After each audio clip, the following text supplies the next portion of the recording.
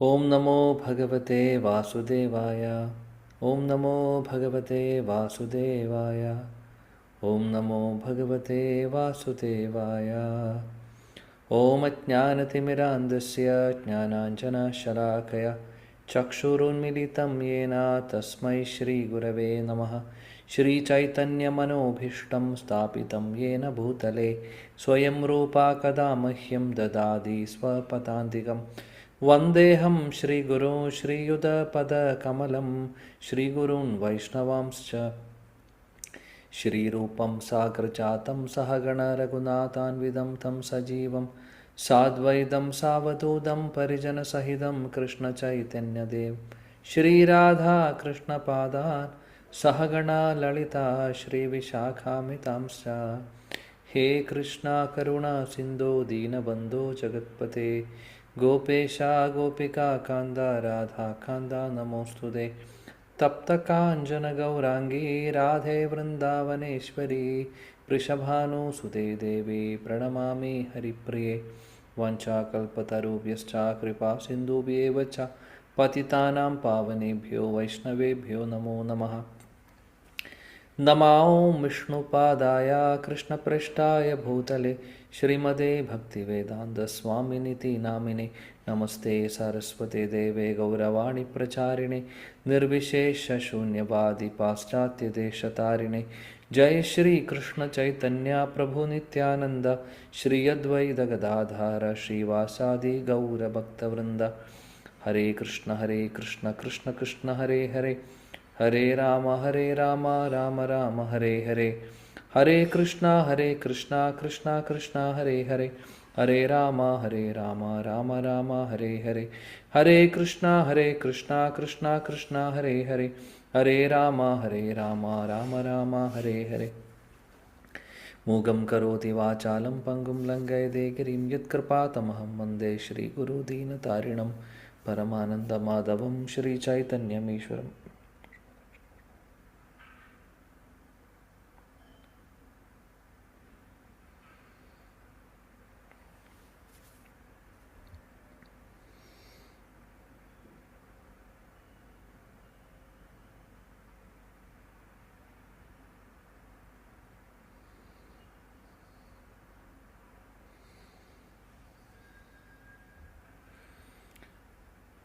ഹരേ കൃഷ്ണ. എല്ലാ പ്രിയപ്പെട്ട ഭക്തർക്കും എൻ്റെ വിനീതമായ പ്രണാമം. ശ്രീമദ് ഭഗവത്ഗീത നമ്മൾ കഴിഞ്ഞ ദിവസം 24-ാമത്തെ ശ്ലോകം 3-ാമത്തെ അധ്യായം വരെയാണ് പഠിച്ചത്. ശരിയല്ലേ? 25 ഇന്ന് നമ്മൾ നോക്കേണ്ടത്. അതെ പ്രഭുജി. 25.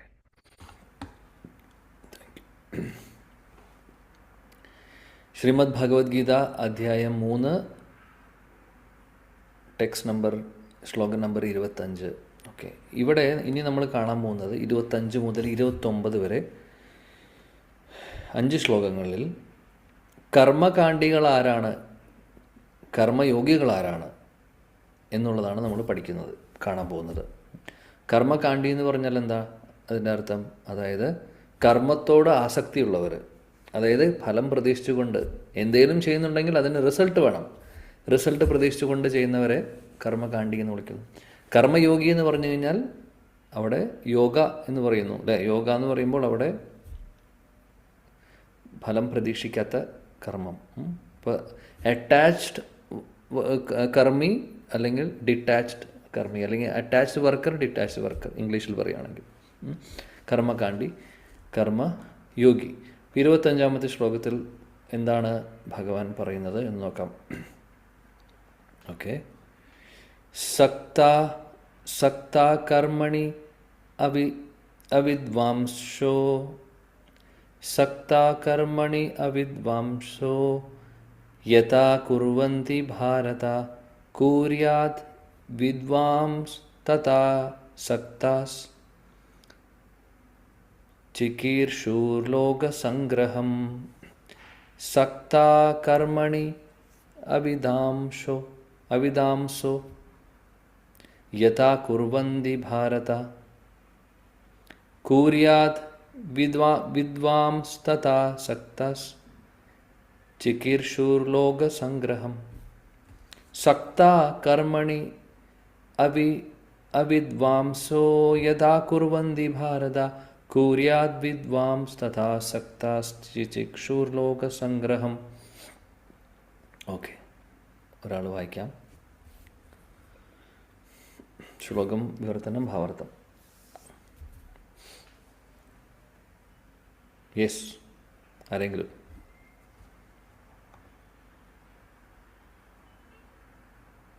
ഹരേ കൃഷ്ണ പ്രഭുജി.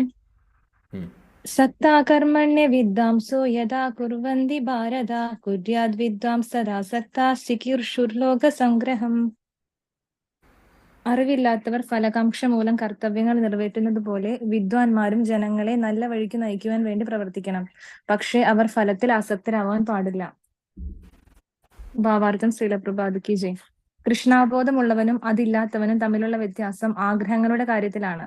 കൃഷ്ണാബോധമുള്ള ആൾ അതിന്റെ വളർച്ചയ്ക്കുതകാത്തതായ ഒരു കർമ്മവും ചെയ്യുകയില്ല. ഭൗതിക കർമ്മങ്ങളിൽ താല്പര്യമേറിയ ഒരു അജ്ഞനെ പോലെ അയാൾ ചിലപ്പോൾ പ്രവർത്തിച്ചെന്ന് വരാം. എന്നാൽ അജ്ഞൻ അങ്ങനെ ചെയ്യുന്നത് സ്വന്തം ഇന്ദ്രിയ പൂർത്തിക്ക് വേണ്ടിയും ഭക്തൻ ഭഗവത് പ്രീതിക്ക് വേണ്ടിയുമായിരിക്കും. അതുകൊണ്ട് കർമ്മം ചെയ്യേണ്ടത് എങ്ങനെയെന്നും അതിന്റെ ഫലങ്ങൾ കൃഷ്ണാവബോധത്തിന് ഉപയോഗപ്പെടുത്തേണ്ടത് എങ്ങനെയെന്നും ഭക്തന്മാർ ജനങ്ങൾക്ക് കാട്ടിക്കൊടുക്കേണ്ടതുണ്ട്. ഹരേ കൃഷ്ണ. ഹരേ കൃഷ്ണ. ഭഗവാൻ പറയുന്ന ഇവിടെ എങ്ങനെയാണോ ഒരു സാധാരണ വ്യക്തി എന്ന് പറഞ്ഞു കഴിഞ്ഞാൽ അതായത് കൃഷ്ണാവബോധത്തിൽ ഇല്ലാത്ത ഒരു വ്യക്തി, സാധാരണ ഒരു ആൾ, അദ്ദേഹം കർമ്മങ്ങൾ ചെയ്യും.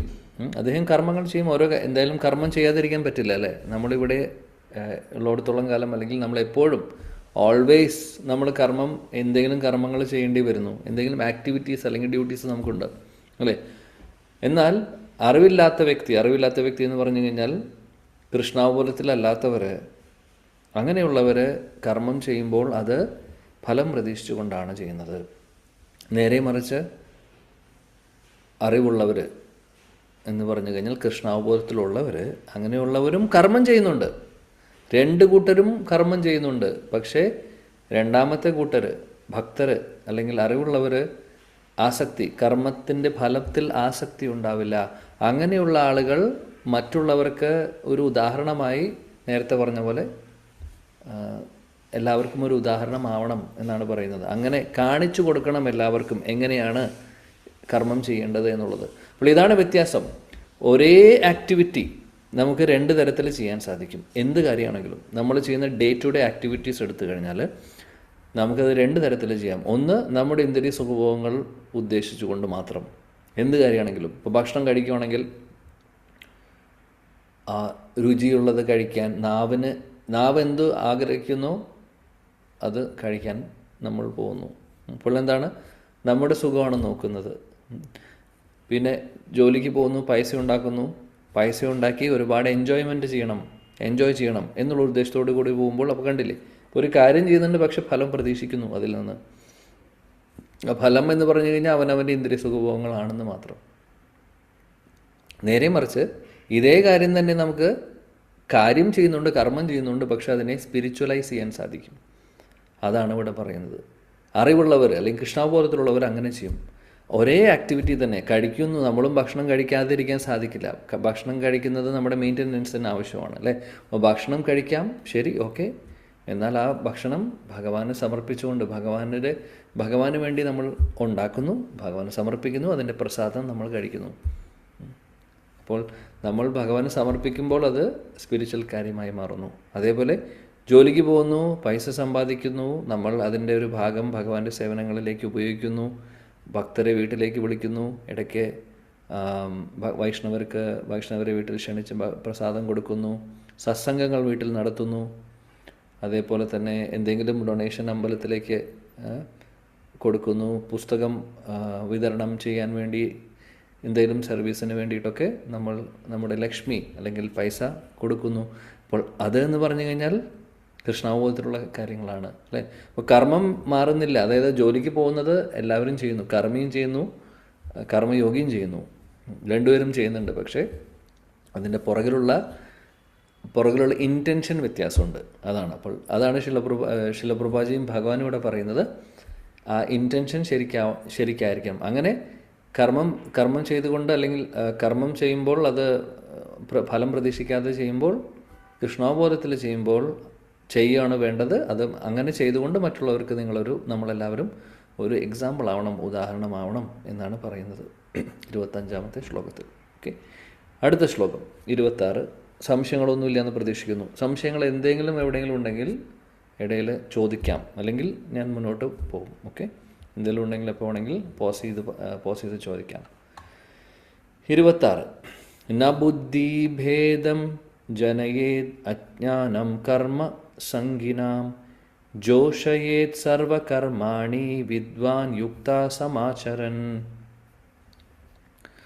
വായിച്ചോളൂ. കൃഷ്ണ. ന ബുദ്ധിഭേദം ജനയേതജ്ഞാനാം കർമ്മസംഗിനാം ജോഷയേ സർവകർമാണി വിദ്വാൻ യുക്ത സമാചരൻ.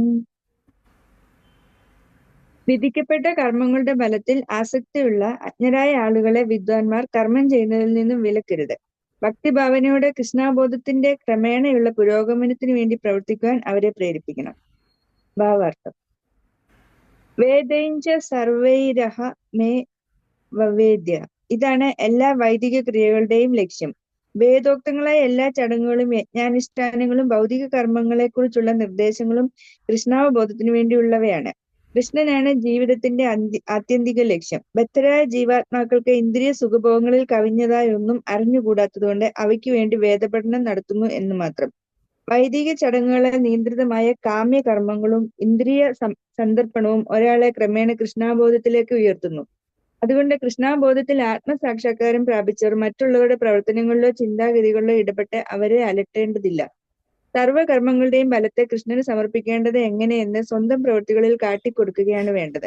ഇന്ദ്രിയ സുഖത്തിനു വേണ്ടി പ്രവർത്തിക്കുന്ന മൂഢന് എങ്ങനെ പെരുമാറണം, എങ്ങനെ കർമ്മം ചെയ്യണം എന്ന് ബോധ്യപ്പെടാവുന്ന വിധത്തിൽ വേണം അഭിജ്ഞനായ കൃഷ്ണഭക്തൻ പ്രവർത്തിക്കേണ്ടത്. മൂഢന്റെ പ്രവൃത്തിയെ തടയേണ്ടതില്ല. കുറച്ചെങ്കിലും കൃഷ്ണാബോധമുള്ള ഒരാൾക്ക് മറ്റു വൈദിക നിബന്ധനകളെ കാത്തിരിക്കാതെ നേരിട്ട് ഭഗവത് സേവനത്തിൽ ഏർപ്പെടാം. ഭാഗ്യവാനായ അയാൾക്ക് ഇത്തരം ചടങ്ങുകളുടെ ആവശ്യമില്ല.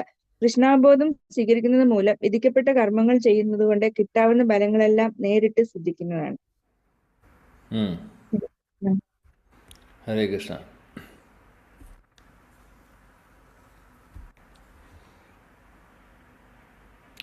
ഓക്കെ, അതിമനോഹരമായിട്ടുള്ള ശ്ലോകം. ഭഗവാനോട് ഒരു കാര്യം പറയുന്നു, വളരെ ഇമ്പോർട്ടൻ്റ് ആയിട്ടുള്ളൊരു കാര്യം. ഭഗവാൻ പറയുന്നത് എന്താണെന്ന് വെച്ചാൽ, ഇനി നേരത്തെ നമ്മൾ പറഞ്ഞു കഴിഞ്ഞ ശ്ലോകത്തിൽ, അതായത് അറിവുള്ളവർ അറിവില്ലാത്തവർ അല്ലേ. അറിവുള്ളവരെന്ന് പറഞ്ഞാൽ കൃഷ്ണാവബോധത്തിൽ ഇല്ലാത്തവർ, എന്നാൽ അവർ ഫലം പ്രതീക്ഷിച്ചുകൊണ്ടാണ് കർമ്മം ചെയ്യുന്നത്. അപ്പോൾ കൃഷ്ണാവബോധത്തിൽ എന്ന് ഉദ്ദേശിക്കുന്നത്, അല്ലെങ്കിൽ അതിന് റിസൾട്ട് പ്രതീക്ഷിക്കുന്നു. അപ്പോൾ അവർ ചിലപ്പോൾ ഒരു പക്ഷേ വേദമൊക്കെ പഠിക്കുന്നുണ്ടാവും. വേദങ്ങൾ നമ്മൾ എപ്പോഴും പറയുന്ന പോലെ, വേദങ്ങൾ എന്ന് പറഞ്ഞാൽ ഒരു കൽപ്പവൃക്ഷം പോലെയാണ്.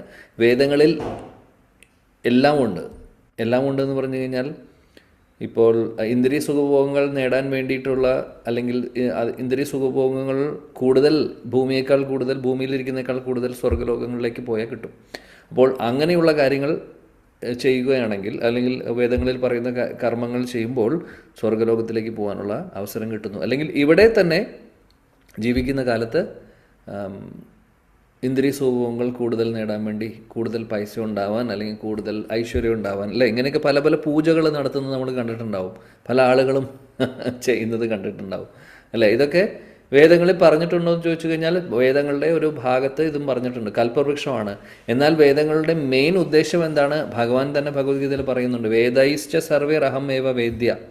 വേദങ്ങൾ എന്ന് പറയുന്നത് എന്നെ മനസ്സിലാക്കാൻ വേണ്ടിയിട്ടുള്ളതാണ്, അല്ലെങ്കിൽ എല്ലാവരും കൃഷ്ണാബോധത്തിൽ വരാൻ വേണ്ടിയിട്ടുള്ളതാണ്. ശരിക്കും വേദങ്ങളുടെ പർപ്പസ് അതാണ്. പക്ഷേ എല്ലാവർക്കും ഹൈ ഡോസ് മരുന്ന് പറ്റാത്തത് കൊണ്ട് വ്യാസദേവൻ എന്ത് ചെയ്തു? അതിനെ ഡിവൈഡ് ചെയ്തു, പല ഓപ്ഷൻസ് വെച്ചു. അങ്ങനെ, അതായത് തമോ ഗുണത്തിലുള്ള ആളുകൾക്ക് പോലും എന്തെങ്കിലും ഒരു വഴി, അവർക്കൊരു വഴി തുറന്നു കൊടുക്കാൻ വേണ്ടിയിട്ട്, ഭക്തിയിലേക്കുള്ളൊരു വഴി തുറക്കാൻ വേണ്ടിയിട്ട് പല അനുഷ്ഠാനങ്ങളും പറയുന്നുണ്ട്. അപ്പോൾ അത് അവർ ഫലം പ്രതീക്ഷിച്ചുകൊണ്ടും അല്ലെങ്കിൽ തമോ ഗുണത്തിലും ഒക്കെ ആയിരിക്കും ചെയ്യുന്നുണ്ടാവുക. പക്ഷെ അറ്റ്ലീസ്റ്റ് അവർ വേദങ്ങളെ ഡിപ്പെൻഡ് ചെയ്യുന്നുണ്ടല്ലോ.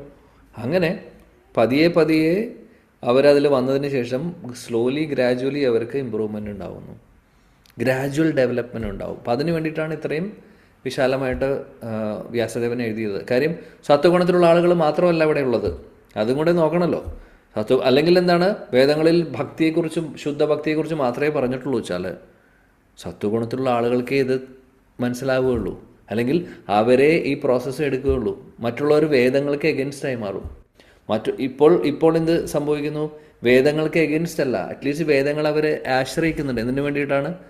എന്തെങ്കിലും ഫലം എന്തെങ്കിലും അനുഷ്ഠാനങ്ങൾ ചെയ്ത് സ്വന്തം ഇന്ദ്രിയ സുഖഭോഗമായിരിക്കാം, പക്ഷേ at least they are coming to Vedas, because Veda എന്ന് പറയുന്നതും ഭഗവാനിൽ നിന്ന് വരുന്നതാണ്. അപ്പം ഇന്നല്ലെങ്കിൽ നാളെ അവർക്കൊരു എലിവേഷൻ ഉണ്ടാവും എന്നുള്ള കാര്യം 100% ഉറപ്പാണ്. അതാണ് പറയുന്നത്.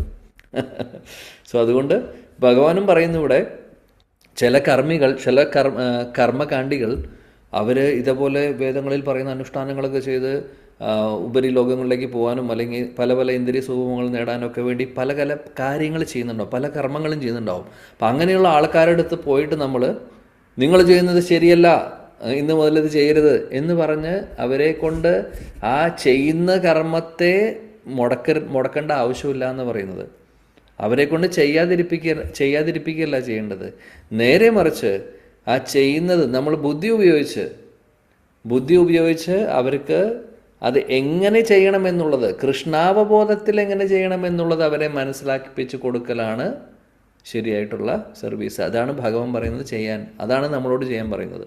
അല്ലാതെ പലപ്പോഴും എന്ത് സംഭവിക്കുന്നു, ചിലപ്പോൾ ഫെനറ്റിക് ആകുമ്പോൾ കൃഷ്ണാവബോധം, പ്രത്യേകിച്ചും ഇത് തുടക്കത്തിൽ നമുക്ക് ഒരു കൃഷ്ണ കോൺഷ്യസിൽ വരുന്ന സമയത്ത് ഒരുപാട് എന്തൂസിയാസം ഉണ്ടാവും, ഒരുപാട് ഉത്സാഹം ഉണ്ടാവും, അല്ലെങ്കിൽ ഒരുപാട് ഞാനത് ചെയ്യും, ഞാനിത് ചെയ്യും, എല്ലാവർക്കും ഞാൻ കൃഷ്ണാവബോധം കൊടുക്കും. അപ്പോൾ ഏത് എക്സ്ട്രീം വരെ പോകാനും തയ്യാറാണ്, പലതും ചെയ്യാൻ വേണ്ടി അവർ ശ്രമിക്കും. അങ്ങനെ തുടക്കത്തിലുള്ള ഒരു ആവേശം കൊണ്ട് പലപ്പോഴും എന്ത് സംഭവിക്കുന്നു വെച്ചാൽ നമ്മൾ പല ആളുകളെയും, ചിലവരെ നമ്മൾ പറയും, നിങ്ങൾ ദേവീദേവന്മാരുടെ ആരാധന ചെയ്യുന്നവരാണ്, നിങ്ങൾ നരകത്തിലേക്ക് പോവും, ദേവീദേവന്മാരെ ആരാധിക്കരുത് എന്നാണ് പറയുന്നത്, ശരിയല്ല നിങ്ങൾ ചെയ്യുന്നത് എന്ന് പറഞ്ഞ് അവർ അറ്റ്ലീസ്റ്റ് അതെങ്കിലും ചെയ്യുന്നുണ്ടാവും. അതുപോലും മുടക്കാൻ വേണ്ടി നോക്കും നമ്മൾ. ചിലപ്പോൾ മുടക്കാൻ വേണ്ടി നല്ല ഉദ്ദേശം കൊണ്ട് ആണ് പറയുന്നത് അവരോട് പറയുന്നത്, നിങ്ങൾ കൃഷ്ണാവബോധം ഫോളോ ചെയ്യൂ, ഭഗവാൻ കൃഷ്ണനെ ആരാധിക്കൂ, ദേവന്മാരെന്ന് പറഞ്ഞു കഴിഞ്ഞാൽ ഭഗവാന്റെ സേവകരാണ് എന്നുള്ളത് ശരിയായിട്ടുള്ള രീതിയിൽ അവർക്ക് പ്രസൻറ്റ് ചെയ്ത് മനസ്സിലാക്കിപ്പിച്ച് കൊടുക്കാതെ നമ്മൾ ഹാർഷായിട്ട് പറയുമ്പോൾ, അല്ലെങ്കിൽ ഫെനറ്റിക്കായിട്ട് പറയുമ്പോൾ എന്ത് സംഭവിക്കുന്നു, പിന്നെ അവർ ഉള്ള കാര്യം പോലും ചെയ്യാതെയാവും. അല്ലെങ്കിൽ അവർക്ക് ഒന്നില്ലെങ്കിൽ കൃഷ്ണാവബോധത്തോട് 100% അവർക്ക് എതിർപ്പാവും, അല്ലെങ്കിൽ ചെയ്യുന്നത് പോലും ഇല്ലാതെയാവും. അപ്പം അതാണ് ഭഗവാൻ പറയുന്നത്, അങ്ങനെ ചെയ്യാൻ പാടില്ല. നമ്മൾ ആരുടെയും കർമ്മം നമ്മൾ പോയി നിർത്തിക്കേണ്ട ആവശ്യമില്ല. നേരെ മറിച്ച് എങ്ങനെ അത് ചെയ്യണം എന്നുള്ളത്, കൃഷ്ണാവബോധത്തിൽ അതെങ്ങനെ ചെയ്യാൻ സാധിക്കും, ഇതേ കർമ്മം തന്നെ കൃഷ്ണാവബോധത്തിൽ എങ്ങനെ ചെയ്യാൻ സാധിക്കുമെന്ന് നമ്മൾ അവർക്ക് നമ്മുടെ ഉദാഹരണത്തോടു കൂടി പറഞ്ഞു കൊടുക്കണം. ഇതാണ് പറയുന്നത്. എത്ര മനോഹരമായിട്ടാണ് ഭഗവാൻ പറയുന്നത്. നമ്മൾ എക്സാമ്പിളായിട്ട് അവർക്കത് കാണിച്ചു കൊടുക്കണം എങ്ങനെ ചെയ്യണം. അപ്പോൾ അവരും വിചാരിക്കും, ശരി, അങ്ങനെ ആകുമ്പോൾ അവർ അക്സെപ്റ്റ് ചെയ്യും. കാര്യം എന്താണ്, അവർ ചെയ്യുന്ന കാര്യം തന്നെയാണ് നമ്മൾ ചെയ്യുന്നത്, പക്ഷേ ചെയ്യുന്ന രീതിക്ക് അല്ലെങ്കിൽ അതിൻ്റെ പുറകുള്ള ഉദ്ദേശം, അതിനുള്ള ഇൻറ്റൻഷൻ വ്യത്യാസമുള്ളത് കൊണ്ട് അത് എങ്ങനെയാണെന്ന് അവർക്ക് പറഞ്ഞു കൊടുത്ത് സ്ലോലി ഗ്രാജുവലി അവരെ പറഞ്ഞ് മനസ്സിലാക്കി. അപ്പം അങ്ങനെ പതിയെ അവരെ ഗ്രാജുവലി കൃഷ്ണാവബോധത്തിലേക്ക് എത്തും. നേരെ മറിച്ച് നമ്മൾ കട്ട് ആൻഡ് റൈറ്റ് ആയി കഴിഞ്ഞാൽ ചിലപ്പോൾ അതോടുകൂടി കഴിയും. പിന്നെ അവരെ കിട്ടില്ല, പിന്നെ ഒരുപക്ഷെ അതുമില്ല ഇതുമില്ലാത്ത അവസ്ഥയാവും അവർ. അപ്പോൾ ഒരുപക്ഷെ റിബലാവും. അതുകൊണ്ട് നമ്മൾ വളരെ ടാക്ടിക്സോട് കൂടിയിട്ട് വേണം ഹാൻഡിൽ ചെയ്യാൻ പല കാര്യങ്ങളും. ഇത് എല്ലാ മേഖലകളിലും അങ്ങനെ തന്നെയാണ്. നമ്മൾ ശ്രദ്ധയോട് കൂടിയിട്ടാവണം. ഇനി ചിലപ്പോൾ ഈവൻ വീട്ടിലെ ആളുകൾ, നമ്മുടെ ഫാമിലി റിലേറ്റീവ്സിൽ പലവർക്കും നമ്മൾ കൃഷ്ണാവബോധം കൊടുക്കുന്ന കൂട്ടത്തിൽ, അല്ലെങ്കിൽ അവരെല്ലാവരും ഭക്തരെ കാണണമെന്ന് നമുക്ക് ആഗ്രഹമുണ്ടാവും. പക്ഷേ ഇതൊന്നും ഒറ്റയടിക്ക് ഉൾക്കൊള്ളാൻ 4 നിയമങ്ങൾ പാലിക്കാനും, അല്ലെങ്കിൽ അങ്ങനെയുള്ള കാര്യങ്ങൾ 16 മാല ജപിക്കുക, അല്ലെങ്കിൽ ഭഗവാന്റെ നാമം ജപിക്കാനൊക്കെ അത്രയും ഉത്സാഹമുള്ളവരുണ്ടാവില്ല ഒരു പക്ഷെ നമുക്ക് ആഗ്രഹമുണ്ട് അവരെ മാറ്റണം എന്നുള്ളത്, അല്ലെങ്കിൽ അവരെ ഭക്തരാക്കണം, അല്ലെങ്കിൽ ഭക്തരായി കാണണം എന്നുള്ള ആഗ്രഹമൊക്കെ ഉണ്ടാവും. അപ്പം അത് അനുസരിച്ച് അത് മനസ്സിലാക്കിക്കൊണ്ട് അല്ലെങ്കിൽ അത് ആഗ്രഹിച്ചുകൊണ്ട് നമ്മൾ പലപ്പോഴും പുഷ് ചെയ്യും അവരെ. പുഷ് ചെയ്യുമ്പോൾ എന്ത് സംഭവിക്കുന്നു? ഒരുപാട് പുഷ് ചെയ്ത് കഴിഞ്ഞാൽ പിന്നെ അവർ പുറകോട്ട് പോകും. അപ്പോൾ അതുകൊണ്ട് ശിലപ്രഭാജി പറയുന്ന പോലെ ബുദ്ധി ഉപയോഗിക്കണം. സ്ഥലവും സമയവും ഒക്കെ നോക്കി നമ്മൾ ടാക്ടിക്സ് മാറ്റണം, അല്ലെങ്കിൽ നമ്മൾ കൊടുക്കേണ്ട മരുന്നിൻ്റെ ഡോസ് ചേഞ്ച് ചെയ്യണം. അപ്പോൾ അതെങ്ങനെ മനസ്സിലാവും? അത് നമ്മൾ കൂടുതൽ കൂടുതൽ ഭഗവാന്റെ സേവനങ്ങൾ ചെയ്ത് നാമം ജപിച്ച് മുന്നോട്ട് പോകുമ്പോൾ നമുക്ക് മനസ്സിലാവും എങ്ങനെ അവരെ ഹാൻഡിൽ ചെയ്യണമെന്നുള്ളത്. ഭഗവാൻ നമുക്ക് പറഞ്ഞു തരും എങ്ങനെ ഹാൻഡിൽ ചെയ്യുമെന്നുള്ളത്. അപ്പോൾ അത് ബുദ്ധിയോടുകൂടി ചെയ്തില്ലെങ്കിൽ പിന്നെ അവർ ആ വഴിക്ക് പോകും. പലപ്പോഴും സംഭവിച്ചിട്ടുണ്ട് പല വീടുകളിലും. ഇപ്പോൾ എൻ്റെ പലപ്പോഴും ഞാൻ പറയുന്നത് കേട്ടിട്ടുണ്ട്, യു എസിലൊക്കെ ഒരുപാട് ഡിവോട്ടീസ്, യു എസ് എന്ന് പറഞ്ഞ രാജ്യം സംഭവം മെറ്റീരിയലി നമ്മൾ പറയുമ്പോൾ ഒരുപാട് നമുക്കറിയാം, എല്ലാ എല്ലാ മെറ്റീരിയൽ അഡ്വാൻസ്മെൻ്റ് ഉള്ള സ്ഥലമാണ്. അതേപോലെ തന്നെ ഹരേ കൃഷ്ണ പ്രസ്ഥാനത്തിൻ്റെ തുടക്കവും അവിടെയാണ്, നമുക്കറിയാം. അപ്പോൾ അവിടെ ഒരുപാട് കമ്മ്യൂണിറ്റീസ് ഉണ്ട്, ഒരുപാട് ഡിവോട്ടീസ് ഉണ്ട് ശരിക്കും പറയുകയാണെങ്കിൽ. കുറേയധികം, ഓൾമോസ്റ്റ് എല്ലാ സ്റ്റേറ്റ്സിലും ഉണ്ട് അവിടെ യു എസിൽ. അപ്പോൾ ടെമ്പിളുണ്ട്, പ്രോപ്പറായിട്ടുള്ള ടെമ്പിളുണ്ട് ഓൾമോസ്റ്റ് എല്ലായിടത്തും. പിന്നെ വർഷിപ്പും എല്ലാ നല്ല രീതിയിലും കാര്യങ്ങളും ഡിവോട്ടീസ് അസോസിയേഷനും ഒക്കെ ഉണ്ട് അവിടെ. അപ്പോൾ പല ഭക്തരുടെ അല്ലെങ്കിൽ ഡിവോട്ടി പാരൻസിനും മക്കൾ, ഇപ്പോൾ ഡിവോട്ടീസ് അച്ഛനും അമ്മയും നല്ല ഡിവോട്ടീസ് ആയിരിക്കും, ഇനീഷ്യേറ്റഡ് ഡിവോട്ടീസ് ആയിരിക്കും, ഒരുപക്ഷെ ബ്രാഹ്മൺ ദീക്ഷ എടുത്തവർ പോലും ഉണ്ട്. കുട്ടികളാണെങ്കിൽ ചെറുപ്പം മുതലേ അല്ലെങ്കിൽ ജനിച്ച മുതലേ അവർ കൃഷ്ണാവബോധത്തിലുള്ളവരാണ്, കൃഷ്ണാവബോധത്തിലുള്ളവരുമാണ്. അപ്പോൾ ചെറുപ്പം മുതലേ കുട്ടികൾ ആ ഡിവോട്ടി സർക്കിളിലെ ഫ്രണ്ട്സ് ആയിരിക്കും. ഭഗവത്ഗീത, ഭാഗവതം, ഇത് ശ്ലോകങ്ങൾ അറിയാം, ഇതെല്ലാം. അപ്പോൾ കുട്ടികളെ മൃദംഗം, ഹാർമോണിയം ഇതെല്ലാം അറിയാം, കീർത്തനം അറിയാം, ഇതൊക്കെ അറിയുന്നുണ്ടാവും അവർ. എല്ലാം പഠിച്ചിട്ട് അവർ വരും. പിന്നെ അങ്ങനെ വന്ന് സ്കൂൾ കഴിഞ്ഞ് കോളേജിൽ പോകുമ്പോൾ പിന്നെയാണ് അവർ കൂട്ടുകെട്ട് പലതും വരുന്നതും അസോസിയേഷൻ മാറുന്നതും. പിന്നെ അവരുടെ ചിന്താഗതി പതിയെ പതിയെ മാറുന്നു. അപ്പോൾ പലപ്പോഴും നമ്മൾ ശ്രദ്ധിച്ചില്ലെങ്കിൽ എന്ത് സംഭവിക്കുന്നു വെച്ചാൽ, പ്രത്യേകിച്ചും ആ ഒരു പ്രായത്തിൽ നമ്മൾ ബുദ്ധി ഉപയോഗിച്ച് വേണം ഡീൽ ചെയ്യാൻ. അല്ലെങ്കിൽ നമ്മൾ ഒരുപാട് പുഷ് ചെയ്തു, ഒരുപാട് നമ്മൾ ഫോഴ്സ് ചെയ്യുവാണെങ്കിൽ അവസാനം അവർ റിബലായി കഴിഞ്ഞാൽ പിന്നെ അവരെ പിടിച്ചാൽ കിട്ടില്ല എളുപ്പത്തിൽ.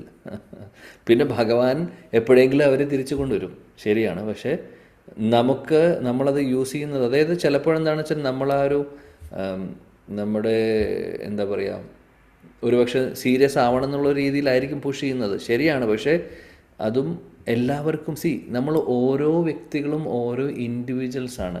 നമ്മൾ ഓരോരുത്തരുടെ ഉള്ളിലുള്ള കർമ്മം വ്യത്യാസമുണ്ട്, കർമ്മത്തിൻ്റെ ബാഗേജ് വ്യത്യാസമുണ്ട്. സത്വഗുണം, രജഗുണം, തമോ ഗുണത്തിൻ്റെ ആ ഒരു കോമ്പിനേഷൻ നമ്മൾ ഓരോരുത്തരും വ്യത്യാസമുണ്ട്. ഇപ്പോൾ ഓരോ വ്യക്തികളും വേറെ വേറെയാണ്. എനിക്കുള്ള മെഡിസിൻ ആയിരിക്കില്ല വേറെ ഒരാൾക്കുള്ള മെഡിസിൻ. അപ്പോൾ ഒരേ മെഡിസിൻ ഉപയോഗിച്ച് എല്ലാവരെയും പുഷ് ചെയ്യാൻ നിന്ന് കഴിഞ്ഞാൽ അവസാനം അതെല്ലാം ഉപേക്ഷിച്ച് പോകും ചിലപ്പോൾ. അങ്ങനെയും ചാൻസ് ഉണ്ട്. സോ അതുകൊണ്ട് we should use our intelligence. അതാണ് പറയുന്നത്. ഭഗവാനും ഇവിടെ ഈ ശ്ലോകത്തിലൂടെ നമ്മളെ പഠിപ്പിക്കുന്നു. നമ്മൾ നല്ല നല്ല കാര്യങ്ങൾ ചെയ്ത് നല്ലൊരു എക്സാമ്പിളായിട്ട് അവരുടെ മുമ്പിൽ വരുമ്പോൾ ഓട്ടോമാറ്റിക്കലി അവർക്കൊരു അട്രാക്ഷൻ തോന്നും. ഓട്ടോമാറ്റിക്കലി നമ്മൾ പറയാതെ തന്നെ ഭഗവാന്റെ കാരുണ്യം കൊണ്ട് അവർക്കെല്ലാം കൃഷ്ണ കോൺഷ്യസ്നസ് അവർ ടേക്കപ്പ് ചെയ്യും. പക്ഷേ നമ്മൾ പലപ്പോഴും പുഷ് ചെയ്യാൻ നോക്കുമ്പോഴാണ് അത് ബൗൺസായി പോകുന്നത്. അത് കുറച്ച് നമ്മൾ ശ്രദ്ധിക്കേണ്ട കാര്യമാണ്. ഭഗവാൻ നമ്മൾ ഈ ഒരു ശ്ലോകത്തിലൂടെ ആ ഒരു ഇൻഡിക്കേഷൻ കൂടെ തരുന്നുണ്ട്. അതുകൊണ്ട് അവർ ചെയ്യുന്നത് ചെയ്യട്ടെ, പറ്റുന്ന രീതിയിലും പറഞ്ഞ് മനസ്സിലാക്കിപ്പിക്കുക കൊടുക്കുക. അല്ലാതെ ചെയ്യുന്നത് തെറ്റാണെന്നൊക്കെ പറഞ്ഞ് അവരെ ആകെ ചെയ്യുന്ന കാര്യങ്ങൾ പോലും ചെയ്യാതിരിപ്പിക്കാനുള്ള രീതിയിലേക്ക് നമ്മൾ പോകരുത് എന്നാണ് പറയുന്നത്. ഓക്കെ, 26ാമത്തെ ശ്ലോകം കഴിഞ്ഞു. 27ാമത്തെ ശ്ലോകം വളരെ ഫേമസ് ആയിട്ടുള്ള ശ്ലോകമാണ് 27.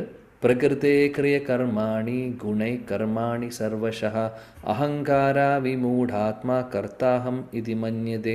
പ്രകൃതേ ക്രിയമാനാനി ഗുണൈ കർമാണി സർവശഃ അഹങ്കാര വിമൂഢാത്മാ കർത്താഹം ഇതി മന്യതേ. യെസ്, വായിച്ചോളൂ. ഹരേ കൃഷ്ണ. ഹരേ കൃഷ്ണ. പ്രകൃതേഃ ക്രിയമാണാനി ഗുണേ കർമാണി സർവശഃ അഹങ്കാര വിമൂഢാത്മാ കർത്താഹം ഇതി മന്യതേ. Very good. മിഥ്യാഹങ്കാരത്തിന്റെ പ്രഭാവത്താൽ മോഹിതനായ ജീവാത്മാവ് താനാണ് കർമ്മങ്ങൾ ചെയ്യുന്നതെന്ന് ചിന്തിക്കുന്നു.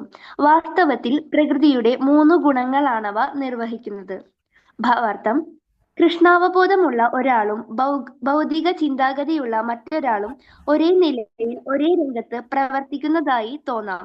എന്നാൽ അവരുടെ നിലപാടുകൾക്ക് തമ്മിൽ വലിയ വ്യത്യാസമുണ്ട്. ഭൗതിക വിഷയങ്ങളിൽ തത്പരനായ മനുഷ്യന് താനാണ് എല്ലാ കർമ്മങ്ങളും ചെയ്യുന്നതെന്ന മിഥ്യാഹംഭാവമുണ്ട്. ശരീരയന്ത്രം പ്രകൃതി നിർമ്മിതമാണെന്നും ഭഗവാന്റെ മേൽനോട്ടത്തിലാണ് അത് പ്രവർത്തിക്കുന്നതെന്നും അവൻ അറിഞ്ഞുകൂടാ. ചുരുക്കത്തിൽ താൻ കൃഷ്ണന്റെ നിയന്ത്രണത്തിനതീതനാണെന്ന് ആ ഭൗതികവാദിക്ക് അറിഞ്ഞുകൂടാ. മിഥ്യാഹങ്കാരത്താൽ എല്ലാ പ്രവർത്തികളുടെയും കർത്തൃത്വം തനിക്കാണെന്ന് അയാൾ അവകാശപ്പെടുന്നു. അജ്ഞാനത്തിന്റെ ലക്ഷണമാണിത്. സൂക്ഷ്മ ശരീര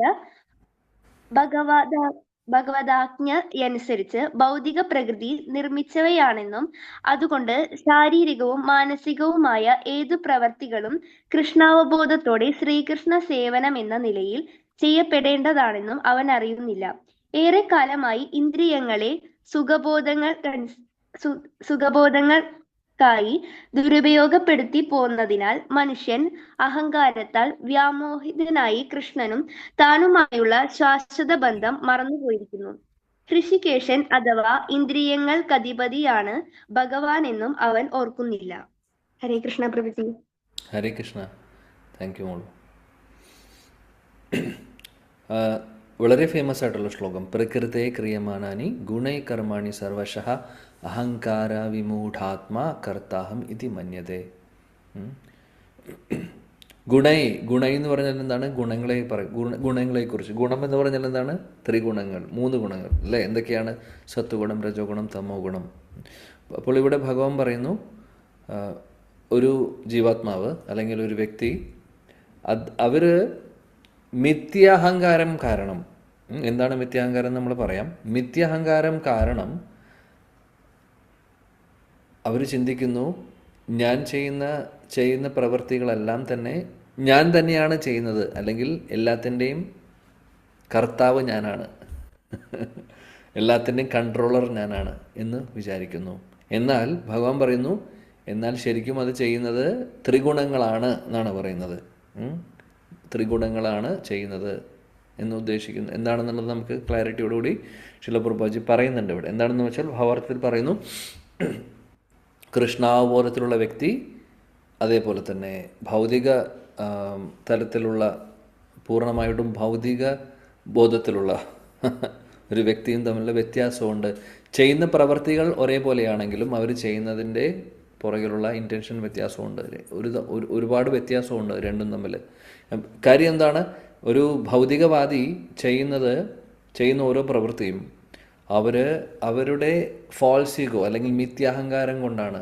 മിഥ്യാഹങ്കാരം എന്ന് ഉദ്ദേശിക്കുന്നത് വേറെ ഒന്നുമല്ല. മിഥ്യാഹങ്കാരം എന്ന് പറഞ്ഞു കഴിഞ്ഞാൽ ഞാൻ എൻ്റേത് എന്നുള്ള ചിന്ത, ഞാനാണ് ഇതിൻ്റെ ഉടമസ്ഥൻ, ഞാനാണ് ഇത് ചെയ്യുന്നത്, ഞാൻ കാരണമാണ് ഇത് കാര്യങ്ങൾ നടക്കുന്നത്.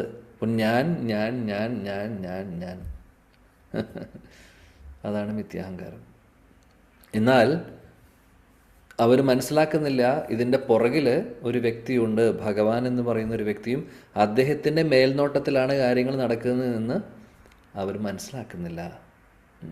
അതേപോലെ തന്നെ നമ്മുടെ ഓരോ കാര്യങ്ങളും, നമ്മുടെ സ്വഭാവം, നമ്മൾ ചെയ്യുന്ന ഓരോ കാര്യങ്ങൾ, ഇപ്പോൾ ഇവിടെ പറഞ്ഞു ഗുണങ്ങളാണ് ചെയ്യുന്നത് എന്നുള്ളത് അല്ലേ? എന്താണ് അതിൻ്റെ അർത്ഥം? ഗുണങ്ങളാണ് ചെയ്യുന്നത് പറഞ്ഞു കഴിഞ്ഞാൽ ആക്ച്വലി പറയുകയാണെങ്കിൽ നമ്മൾ ചെയ്യുന്ന ഓരോ പ്രവൃത്തികളും ഏത് ഗുണത്തിലാണ്, നമ്മൾ ആ സമയത്ത് ചെയ്യുന്നത് ഏത് ഗുണത്തിലാണ് എന്നുള്ളത് ഇതിലേതെങ്കിലും ഒരു ഗുണവും അല്ലെങ്കിൽ കോമ്പിനേഷനും ആയിരിക്കും. ഉദാഹരണത്തിന് നമ്മൾ കുറേ സമയം കിടന്നുറങ്ങുകയാണെന്ന് വയ്ക്കുക, ഉറക്കം ആവശ്യത്തിനും കൂടുതൽ ഉറങ്ങുന്നു, അത് തമോ ഗുണമാണ്. ശരിക്കും തമോ ഗുണത്തിലൊരു കാര്യമാണ്. അപ്പോൾ ആ വ്യക്തിയിൽ തമോ ഗുണം ഒരുപാട് ഉള്ളത് കൊണ്ടാണ് അങ്ങനെ ചെയ്യുന്നത് ശരിക്കും പറയുകയാണെങ്കിൽ. എന്നാൽ അതൊരു എക്സാമ്പിളായിട്ട് പറയുന്നു. അതേപോലെ തന്നെ അപ്പോൾ ചില ആൾക്കാർ, അതാണ് നമ്മൾ പറയുന്നത് ഓരോ ആളുകളിലും വ്യത്യാസമുണ്ടെന്ന്. നമ്മൾ ഓരോ വ്യക്തികളും വ്യത്യാസമുണ്ട് അല്ലേ, ഈ ഗുണങ്ങളുടെ കോമ്പിനേഷൻ വ്യത്യാസമുണ്ട്. ചിലവർ കൃഷ്ണ കോൺഷ്യസ്നസ് വളരെ പെട്ടെന്ന് അവരെടുക്കുന്നു, വളരെ സ്പീഡായിട്ട് പ്രോഗ്രസ് ചെയ്യുന്നത് കാണാം. വളരെ ചുരുക്കകാലം കൊണ്ട് അവർ ദീക്ഷ എടുക്കുന്നു, രണ്ടാമത്തെ ബ്രാഹ്മണ ദീക്ഷ, എല്ലാ ദീക്ഷ എടുക്കുന്നു, ഭക്തിയുത സേവനങ്ങളിൽ അതിഗംഭീരമായിട്ട് അതിമനോഹരമായിട്ട് ചെയ്യുന്നത് കാണാം. അവർ ഇന്നലെ വന്ന ആൾക്കാരായിരിക്കും സ്പീഡായിട്ട് പോകുന്നത് കാണാം. കാര്യം എന്താണ്? അവരുടെ ഉള്ളിൽ സത്വഗുണം കൂടുതലുണ്ടാവും. അവർ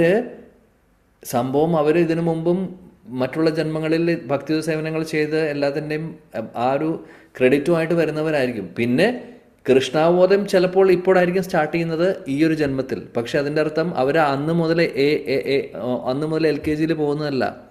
ഭക്തി ഒരിക്കലും അങ്ങനെയല്ല. നമ്മൾ പഴയത് നമ്മൾ ക്യാരി ഫോർവേഡ് ചെയ്യുന്നുണ്ട്.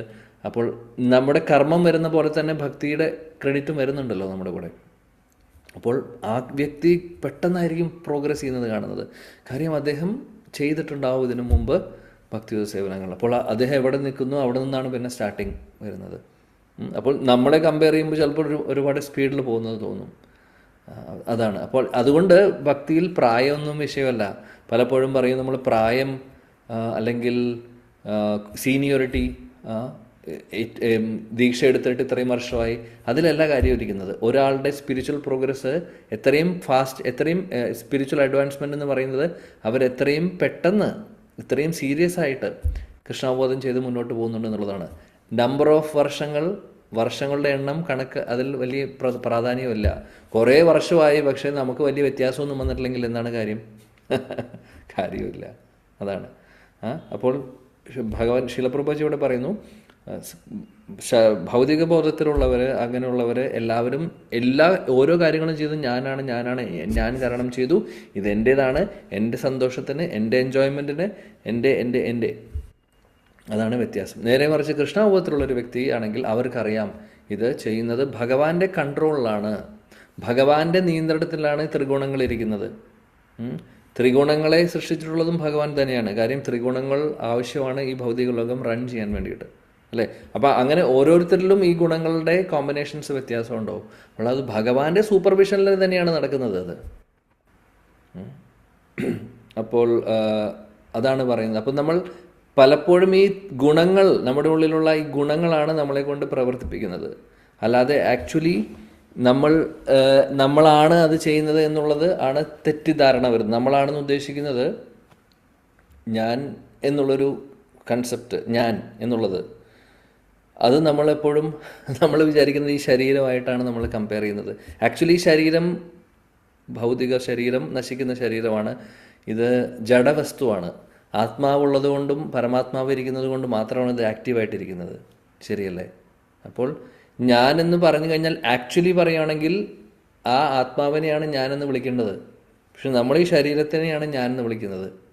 അപ്പോൾ മിഥ്യാഹങ്കാരത്തിൽ, മിഥ്യാബോധത്തിലുള്ള ആൾക്കാരുടെ ഉദ്ദേശം അവർക്ക് ആത്മാവ് എന്ന് പറയുന്ന ചിന്തയല്ല, അവർ ശരീരമാണ് ഞാനെന്നാണ് വിചാരിക്കുകയാണ് ചെയ്യുന്നത്. അതുകൊണ്ട് ഈ ശരീരം ഉള്ളത്, ഈ ശരീരമാണ് എൻ്റെ ഐഡൻറ്റിറ്റി, ആ ഞാനാണ് ചെയ്യുന്നത് എന്നാണ് അവരുടെ ധാരണ. എന്താണ് ത്രിഗുണങ്ങൾ, ഭഗവാൻ, ആത്മാവ് എന്നുള്ള കൺസെപ്റ്റ് അവർക്ക് ഇല്ല. എല്ലാത്തിൻ്റെയും കൺട്രോളർ ഭഗവാനാണെന്ന് അറിയില്ല. അങ്ങനെ ഈ അറിവില്ലാത്തവർ അതുകൊണ്ട് അവരവരുടെ ഇന്ദ്രിയ സുഖഭോഗങ്ങൾക്ക് വേണ്ടി കാര്യങ്ങൾ ചെയ്യുന്നു, ഭഗവാനെ മറന്നുകൊണ്ട്. ഋഷികേശൻ എന്ന് പറഞ്ഞു കഴിഞ്ഞാൽ എല്ലാ ഇന്ദ്രിയങ്ങളുടെയും മാസ്റ്റർ എന്നാണ് പറയുക. ഭഗവാനാണത്. അപ്പോൾ ആ ഭഗവാന് വേണ്ടിയിട്ട് നമ്മൾ കർമ്മങ്ങൾ ചെയ്യാതെ അവനവൻ്റെ ഇന്ദ്രിയ സുഖഭോഗങ്ങൾക്ക് വേണ്ടി ചെയ്യുകയാണ് ചെയ്യുന്നത്. ആര്? അറിവില്ലാത്തവർ. ഇവിടെ പറഞ്ഞ പോലെ ഈ പറയുന്ന മൂഢരായിട്ടുള്ളവരെന്ന് പറഞ്ഞാൽ അറിവില്ലാത്തവർ. അങ്ങനെയുള്ളവർ അങ്ങനെ ഫാൾസ് ഈഗോ അല്ലെങ്കിൽ മിഥ്യാഹങ്കാരത്തിൽ കാര്യങ്ങൾ ചെയ്യുന്നു. ഭഗവാനുമായിട്ടുള്ള ആ ഒരു ബന്ധത്തെ മറന്നുകൊണ്ട് കാര്യങ്ങൾ ചെയ്യുന്നു. അപ്പോൾ ഇതെല്ലാം ഭഗവാന്റെ കൺട്രോളിലാണ് നടക്കുന്നത് എന്നുള്ളത് പോലും അവർക്ക് മനസ്സിലാക്കാൻ സാധിക്കുന്നില്ല എന്നാണ് പറയുന്നത്. ഓക്കെ, 27ാമത്തെ ശ്ലോകം. ഒരു ശ്ലോകം കൂടെ നോക്കി നമുക്ക് സ്റ്റോപ്പ് ചെയ്യാം. നോക്കട്ടെ. ഹരേ കൃഷ്ണ കൃഷ്ണ കൃഷ്ണ. 2 ശ്ലോകമാണ് ഈ ഒരു സെക്ഷൻ തീരാൻ വേണ്ടി. തത്വവിത്തു മഹാബാഹോ ഗുണകർമ്മ വിഭാഗയോ ഗുണഗുണേഷു വർത്തന്ത ഇതി മത്വാ ന സജ്ജതേ. 28 വായിച്ചോളൂ.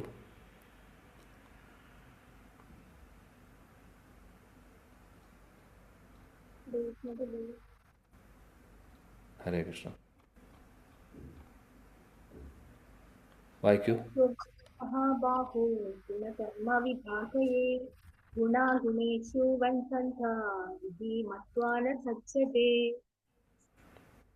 പരമസത്യം ഗ്രഹിച്ച ഒരാൾ ഭക്തിഭരിതമായ പ്രവൃത്തിയും ഫലകാംക്ഷയോടെ ചെയ്യുന്ന കർമ്മവും തമ്മിലുള്ള വ്യത്യാസം നന്നായി അറിയുന്നു. അതുകൊണ്ട് അയാളുടെ മനസ്സ് ഇന്ദ്രിയങ്ങളിലോ അവയ്ക്ക് വേണ്ടുന്ന ഭോഗങ്ങളിലോ വ്യാപരിക്കുന്നില്ല. ഭാവാർത്ഥം: നിരപേക്ഷ സത്യം അറിഞ്ഞവന് ഭൗതികതയുമായി ബന്ധപ്പെട്ടതുകൊണ്ടുള്ള തന്റെ കുഴപ്പം പിടിച്ച അവസ്ഥയെപ്പറ്റി നന്നായി അറിയാം. പരമദിവ്യോത്തമ പുരുഷന്റെ വിഭിന്ന അംശമാണ് താനെന്നും തന്റെ സ്ഥാനം ഭൗതിക ലോകത്തിലായിരിക്കരുതെന്നും അയാൾക്കറിയാം. സച്ചിദാനന്ദ സ്വരൂപനായ പരമപുരുഷന്റെ ഒരംശം വ്യക്തിത്വമെന്നും ഭൗതികമാണ് ജീവിതമെന്ന ഭാവനയിൽ താൻ എങ്ങനെയോ കുടുങ്ങിപ്പോയതാണെന്നും അയാൾ മനസ്സിലാക്കുന്നു. വിശുദ്ധ അവസ്ഥയിൽ അയാൾ ഭക്തിപൂർവകമായ ഭഗവത് സേവനത്തിലേക്ക് കർമ്മങ്ങളെ തിരിച്ചുവിടേണ്ടവനാണ്. അതുകൊണ്ട് അയാൾ കൃഷ്ണാവബോധ പ്രവർത്തനങ്ങളിൽ ഏർപ്പെടുന്നു. അങ്ങനെ സ്വാഭാവികമായി ക്ഷണികങ്ങളും ചുറ്റുപാടുകളെ ആശ്രയിച്ചുള്ളതുമായ ഭൗതികങ്ങളായ ഇന്ദ്രിയങ്ങളുടെ പ്രവർത്തനങ്ങളിൽ അനാസക്തനാകുന്നു. തന്റെ ഭൗതിക ജീവിതാവസ്ഥ തികച്ചും ഭഗവാന്റെ നിയന്ത്രണത്തിന് അതീതമാണെന്ന് അയാൾക്കറിയാവുന്നതിനാൽ ഭൗതിക പ്രവർത്തനങ്ങൾ ഒരിക്കലും അയാളെ അലട്ടാറില്ല. അവയെ ഈശ്വര അനുഗ്രഹങ്ങളായിട്ടാണ് അയാൾ കരുതുന്നത്. പരമസത്യത്തെ ബ്രഹ്മം, പരമാത്മാവ്, ഭഗവാൻ എന്നിങ്ങനെ 3 ഭാവങ്ങളിൽ അറിയുന്നവനെ ശ്രീമദ് ഭാഗവതം തത്വവിത്ത് എന്ന് വിളിക്കുന്നു. പരമപുരുഷനുമായി തന്റെ ബന്ധത്തെക്കുറിച്ചുള്ള വാസ്തവികാവസ്ഥ അയാൾ ശരിക്കും അറിഞ്ഞിട്ടുണ്ട്. ഹരേ കൃഷ്ണ. ഹരേ കൃഷ്ണ. Thank you Manasi. ഇവിടെ ഭഗവാൻ പറയുന്നു, അങ്ങനെ അറിവുള്ളവർ, പരമസത്യത്തെ മനസ്സിലാക്കുന്നവർ അവർ ഒരിക്കലും ഇന്ദ്രിയ സുഖഭോഗങ്ങൾക്ക് വേണ്ടി പ്രവർത്തിക്കില്ല. നേരെ മറിച്ച് അവർക്ക് അറിയാം എങ്ങനെയാണ് ഭക്തിപൂരിതമായിട്ട് കർമ്മങ്ങൾ ചെയ്യേണ്ടതും, എങ്ങനെയാണ് ഭഗവാന് സമർപ്പിച്ച് ചെയ്യേണ്ടത്, എങ്ങനെയാണ് അല്ലാതെ ഫലം പ്രതീക്ഷിച്ചുകൊണ്ട് ചെയ്യുന്നത്. ഇത് രണ്ടും തമ്മിലുള്ള വ്യത്യാസം അവർ തിരിച്ചറിയുന്നു. ആരാണ് തിരിച്ചറിയുന്നത്? അതായത് കർമ്മം ചെയ്ത് ഫലം പ്രതീക്ഷിക്കുന്നു. കർമ്മകാണ്ഡവും ഭക്തി അല്ലെങ്കിൽ കർമ്മകാണ്ഡവും കർമ്മയോഗത്തെയും കുറിച്ച് ആ വ്യത്യാസം തിരിച്ചറിയുന്നു. ആരാണ് തിരിച്ചറിയുന്നത്? അറിവുള്ളവർ, അല്ലെങ്കിൽ പരമസത്യത്തെ മനസ്സിലാക്കുന്നവർ എന്ന് പറയുന്നു. അല്ലെങ്കിൽ വേറെ തരത്തിൽ പറയുകയാണെങ്കിൽ കൃഷ്ണാവബോധത്തിലുള്ളവർ. അതാണ് പറയുന്നത്. ഇല്ലാത്തവരാണ് നേരത്തെ പറഞ്ഞ പോലെ മിഥ്യാഹങ്കാരത്തോടുകൂടി കാര്യങ്ങൾ ചെയ്യുന്നതും അവരവരുടെ ഇന്ദ്രിയ സുഖഭോഗങ്ങളാണ് ജീവിതത്തിൻ്റെ ലക്ഷ്യമെന്ന് തെറ്റായി വിചാരിച്ചുകൊണ്ട് കാര്യങ്ങൾ ചെയ്തു മുന്നോട്ട് പോകുന്നത്. നേരെ മറിച്ച് ഒരു ഭക്തൻ അല്ലെങ്കിൽ പരമസത്യത്തെ മനസ്സിലാക്കുന്നവർ അല്ലെങ്കിൽ ഒരു അറിവ് നേടിയിട്ടുള്ളൊരു വ്യക്തി, അവർക്ക് അറിയാം നമ്മൾ ഭഗവാന്റെ അംശമാണെന്നുള്ളത്. ഭഗവാന്റെ അംശമാണ്. എങ്ങനെയോ നമ്മൾ ഈ ഭൗതിക ലോകത്തിൽ വന്നതാണ്. ഇവിടെ ഇരിക്കേണ്ടവരല്ല, നമ്മൾ ഭഗവാന്റെ കൂടെ ഇരിക്കേണ്ടവരാണ്. അതുകൊണ്ട് എങ്ങനെയെങ്കിലും ഇവിടെ നിന്ന് പോകണം എന്നുള്ള ചിന്തയൊക്കെ അങ്ങനെയുള്ളവർക്കേ വരുള്ളൂ. മറ്റുള്ളവർക്ക് അത് വരില്ല. അങ്ങനെ ചിന്ത വരുമ്പോൾ അവരവരുടെ ഓരോ പ്രവൃത്തികളും, അവർ ചെയ്യുന്ന ഓരോ കാര്യങ്ങളും കൃഷ്ണാവബോധത്തിൽ ചെയ്യാൻ ശ്രമിക്കും. അങ്ങനെ ചെയ്ത് അവർ അവസാനം ഈ ലോകത്തിൽ നിന്ന് അവർക്ക് പോകാനുള്ള അവസരം, ഭഗവാന്റെ അടുത്തേക്ക് പോകാനുള്ള ഒരു അവസരം അവർക്ക് ലഭിക്കുന്നു. ഇതാണ് ഇവിടെ പറയുന്നത് ഈ ശ്ലോകത്തിൽ. പിന്നെ പറയുന്നു, അവസാനം ശില പ്രഭുപാദി തത്വവിത്ത് എന്ന് പറയുന്ന ഒരു വാക്ക് നമ്മൾ ഈ ഒരു ശ്ലോകത്തിൽ കണ്ടു. തുടങ്ങുന്നത് തന്നെ തത്വവിത്ത് എന്നാണ്, അല്ലേ? അപ്പോൾ ആ പരമസത്യത്തെ മനസ്സിലാക്കിയിട്ടുള്ളവർ, പരമസത്യത്തെ പൂർണ്ണമായിട്ട് മനസ്സിലാക്കിയിട്ടുള്ളവരെയാണ് തത്വവിത്ത് എന്ന് പറയുന്നത്. അല്ലെങ്കിൽ 3 പ്രകാരമാണ് പരമസത്യത്തെ 3 ഫീച്ചേഴ്സ് ഉണ്ട് അതിന്. നമ്മളത് ഭാഗവതത്തിൽ പഠിച്ചിട്ടുണ്ട്. എനിക്ക് തോന്നുന്നു ഈ ക്ലാസ്സിൽ നമ്മൾ പലതവണ ചർച്ച ചെയ്തിട്ടുണ്ട്. എന്താണ് ബ്രഹ്മൻ, എന്താണ് പരമാത്മാ, ഭഗവാൻ എന്നുള്ള വ്യത്യാസം എന്താണെന്നുള്ളത്. അപ്പോൾ ഇത് 3 തലത്തിലുള്ള പരമസത്യത്തെ മനസ്സിലാക്കുന്ന 3 ലെവൽസാണിത്. ബ്രഹ്മൻ, ബ്രഹ്മവാദി, ബ്രഹ്മൻ, പരമാത്മാ, ഭഗവാൻ എന്ന് പറയുന്നത്. അപ്പോൾ ഇത് മൂന്നിനെയും ശരിയായിട്ടുള്ള രീതിയിൽ മനസ്സിലാക്കുന്നവർ തത്വവിത്ത് എന്ന് വിളിക്കുന്നു എന്നാണ് പറയുന്നത്. അങ്ങനെയുള്ളവർക്കറിയാം നമ്മളും ഭഗവാനും തമ്മിലുള്ള റിലേഷൻഷിപ്പ് എന്താണ് എന്നുള്ളത്. അങ്ങനെ മനസ്സിലായിട്ടുള്ള ഒരു വ്യക്തിയാണ് തത്വവിത്ത് എന്ന് പറയുന്നത്. Okay okay. അപ്പോൾ ആർക്കെങ്കിലും ഒരാൾക്ക് എക്സ്പ്ലെയിൻ ചെയ്യാൻ പറ്റുമോ എന്താണ് ബ്രഹ്മൻ, പരമാത്മാ, ഭഗവാൻ എന്ന് പറയുന്ന ഈ മൂന്ന് പരമസത്യത്തിൻ്റെ മൂന്ന് ഫീച്ചേഴ്സ് എന്താണെന്നുള്ളത് നമ്മൾ പലതവണ ചർച്ച ചെയ്തിട്ടുണ്ട്. നിങ്ങൾ നോട്ട്സ് എഴുതി വെച്ചിട്ടുള്ളത് ഉണ്ടെന്ന് എനിക്ക് ഓർമ്മയുണ്ട്. സോ ആർക്കാണ് എക്സ്പ്ലെയിൻ ചെയ്യാൻ പറ്റുന്നത്? ഹരേ കൃഷ്ണ പ്രഭുജി. യെസ്. ബ്രഹ്മം എന്ന് പറഞ്ഞാൽ അവരൊരു ഭഗവാൻ എന്ന് പറഞ്ഞ ഒരു വെളിച്ചം അങ്ങനെയാണ് ഉദ്ദേശിക്കുന്നത്. ബ്രഹ്മജ്യോതിസ് എന്ന് അങ്ങനെ ഉദ്ദേശിക്കണം. അപ്പൊ അവർക്ക് ഭഗവാന് രൂപം ഉണ്ടെന്നോ അതൊന്നും അവർ വിശ്വസിക്കുന്നില്ല. പക്ഷെ അത് പിന്നെ പക്ഷേ ഓക്കെ, കറക്റ്റാണ്. അപ്പോൾ ഈ ഒരു ഉപാസന, ഓക്കെ, അത് ഭഗവാൻ വെളിച്ചമാണ് അല്ലെങ്കിൽ ബ്രഹ്മജ്യോതി എന്ന് പറയുന്നത് അത് ഭൗതിക തലത്തിലുള്ളതാണോ അതീന്ദ്രിയ തലത്തിലുള്ളതാണോ? അതീന്ദ്രിയ തലത്തിലുള്ളതാണ് പ്രഭു. Yes, correct. ഇത് അതീന്ദ്രിയ തലത്തിലുള്ളവരാണ്. ഈ പറയുന്ന ബ്രഹ്മവാദികൾ പോലും നമ്മൾ സാധാരണ നിരീശ്വരവാദികളോ ഭൗതികവാദികളോ പോലെയല്ല. അവർ അതീന്ദ്രിയ തലത്തിലുള്ള ആളുകളാണ്. പക്ഷേ ഫസ്റ്റ് ലെവലിലാണ് അവരിയ്ക്കുന്നത്. ബ്രഹ്മജ്യോതി എന്ന് പറയുന്നത് ഭഗവാന്റെ ശരീരത്തിൽ നിന്ന് വരുന്നത് തന്നെയാണ്. ഭഗവാന്റെ ശരീരത്തിൽ നിന്ന് വരുന്ന ജ്യോതി തന്നെയാണ് ബ്രഹ്മജ്യോതി. അങ്ങനെ ഒരു ആസ്പെക്റ്റ് ഉണ്ട് ഭഗവാന്. ഭഗവാന് പേഴ്സണൽ ആസ്പെക്റ്റും ഉണ്ട്, ഇംപേഴ്സണൽ ആസ്പെക്റ്റും ഉണ്ട്. ആ ഇംപേഴ്സണൽ എന്ന് പറഞ്ഞു കഴിഞ്ഞാൽ രൂപമില്ലാത്ത ആസ്പെക്റ്റ്, അതാണ് ബ്രഹ്മജ്യോതി. എന്നാൽ പേഴ്സണൽ ആസ്പെക്റ്റ് ഉണ്ട്, അതാണ് ഭഗവാൻ. അതാണ് മൂന്നാമത്തെ തത്വത്തിലെ മൂന്നാമത്തെ കാര്യം. അപ്പോൾ ഇത് രണ്ടും ഭഗവാന്റെ തന്നെയാണ്. സോ ഒരിക്കലും നമ്മൾ വിചാരിക്കരുത് ബ്രഹ്മവാദികൾ മോശക്കാരാണെന്നുള്ള പറയുന്നത്. അവരുടെ നോളജ് അല്ലെങ്കിൽ അറിവ് കംപ്ലീറ്റ് അല്ല എന്നുള്ളതാണ്. അതാണ് വ്യത്യാസം. സോ അവരുടെ അറിവ് കംപ്ലീറ്റ് അല്ല. അപ്പോൾ അവർ ഭഗവാന്റെ നിരാകാര ആസ്പെക്റ്റ് മാത്രം, ഇംപേഴ്സണൽ ആസ്പെക്റ്റ് മാത്രമേ അവർ മനസ്സിലാക്കുന്നുള്ളൂ. പേഴ്സണൽ ആസ്പെക്റ്റ് അവർ മനസ്സിലാക്കിയിട്ടില്ല. അതാണ് അതിൻ്റെ ഒരു ഡിഫക്റ്റ്. അല്ലെങ്കിൽ അവരും അതീന്ദ്രവാദികൾ തന്നെയാണ്. Okay, come on, next.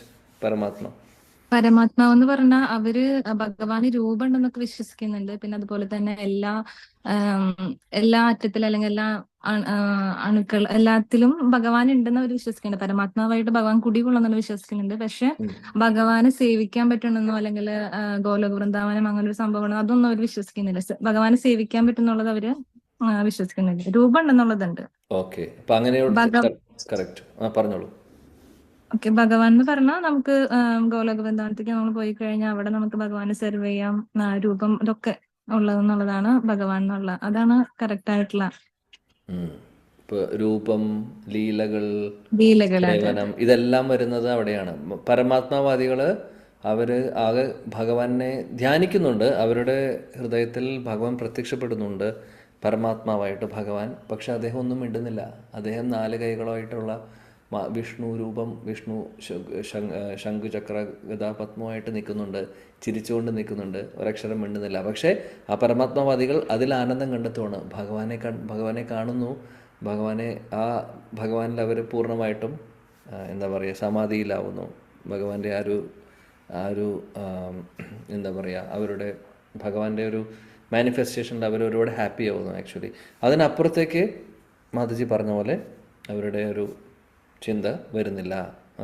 അപ്പോൾ അവിടെ പോയി നേരിട്ട് അദ്ദേഹത്തിന് കൂടെ ഇരിക്കാമെന്നും കൂടെ സുഹൃത്തായിട്ടും അച്ഛനും അമ്മയായിട്ടും അല്ലെങ്കിൽ കാമുകനായിട്ടോ അല്ലെങ്കിൽ ഭർത്താവായിട്ടോ എങ്ങനെയാണെങ്കിലും എങ്ങനെ വേണമെങ്കിലും പല ഭാവത്തിൽ പല രസത്തിൽ ഭഗവാനുമായിട്ടുള്ള ഒരു കണക്ഷൻ ഉണ്ട് അല്ലെങ്കിൽ അങ്ങനെ ഒരു സംഭവം ഉണ്ട് എന്നുള്ളത് ഭഗവാൻ റിയലൈസേഷൻ, അതായത് മൂന്നാമത്തെ തലത്തിലുള്ള റിയലൈസേഷൻ വരുന്നവർക്കാണ് മനസ്സിലാവുന്നത്. അപ്പോൾ ഇത് മൂന്നിൻ്റെ പ്രാധാന്യവും മനസ്സിലാക്കുന്ന ഒരു വ്യക്തി തത്വവിത്ത് എന്ന് പറയുന്നു. അങ്ങനെയുള്ളവരാണ് ശരിക്കും മനസ്സിലാക്കുന്നത് നമ്മുടെ പൊസിഷൻ എന്താണെന്നുള്ളത്. അപ്പോൾ നമ്മുടെ പൊസിഷൻ എന്താണ് ശരിക്കും ഭഗവാന്റെ അംശം എന്ന് പറഞ്ഞു കഴിഞ്ഞാൽ അൾട്ടിമേറ്റ് ആയിട്ടുള്ള ഭഗവാൻ റിയലൈസേഷൻ ഉണ്ടാവുമ്പോഴാണ് റിലേഷൻഷിപ്പ് വരുന്നത്.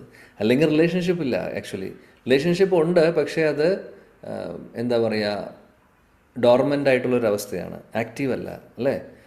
റിലേഷൻ എങ്ങനെയാണ് വരുന്നത്? അവിടെ സർവീസ് വരുമ്പോഴാണ് റിലേഷൻ വരുന്നത്, അല്ലേ? അപ്പോൾ ആ സർവീസ് ചെയ്യാൻ സാധിക്കുന്നത് എവിടെയാണ്? അത് ഭഗവാൻ റിയലൈസേഷൻ ഉള്ളവർക്കും അത് ഭഗവാന്റെ ലോകത്തിലേക്ക് പോകുമ്പോൾ അദ്ദേഹം അവിടെ ഉണ്ട്, നമുക്ക് പേഴ്സണലി സെർവ് ചെയ്യാൻ സാധിക്കും. അങ്ങനെ ആ റിലേഷൻഷിപ്പ് നമ്മൾ മെയിൻറ്റെയിൻ ചെയ്യുന്നു. അപ്പോൾ അതാണ് ഫാക്ച്വലായിട്ടുള്ള നമ്മുടെ പൊസിഷൻ. ജീവേര സ്വരൂപ ഹോയെ കൃഷ്ണേര നിത്യദാസ് എന്നുള്ള ഒരു അണ്ടർസ്റ്റാൻഡിങ് നമുക്ക് വരുന്നു. അതാണ് പറയുന്നത്. ഓക്കെ, സോ അതോടുകൂടി 28 കഴിഞ്ഞു. അടുത്ത ശ്ലോകം കൂടെ ആക്ച്വലി ഈ ഒരു സെക്ഷനിൽ വരുന്നതാണ് തോന്നുന്നു. യെസ്, അപ്പോൾ അതും കൂടെ നമുക്ക് നോക്കാം. സമയം കുറച്ച് കുറവാണ് എനിക്ക്, എന്നാലും കുഴപ്പമില്ല, നമുക്ക് നോക്കാം. പ്രകൃതേ ഗുണസമ്മൂഢ സജ്ജന്തേ ഗുണകർമ്മസു താൻ അകൃത്സന വിദോ മന്ദൻ കൃത്ന ഭിന്ന വിചാലയേത്. വായിച്ചോളൂ.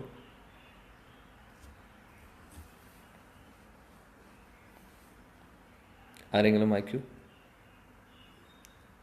So thank you Neethu Mataji, അത് ക്ലാരിറ്റിയോടുകൂടി പറഞ്ഞതിൽ താങ്ക് യു സോ മച്ച്. മറ്റുള്ളവരും എല്ലാവർക്കും മനസ്സിലായെന്ന് പ്രതീക്ഷിക്കുന്നു എന്താണ് ബ്രഹ്മൻ, പരമാത്മ, ഭഗവാൻ. ഓക്കെ, ഈ ശ്ലോകം വായിക്കൂ ആരെങ്കിലും.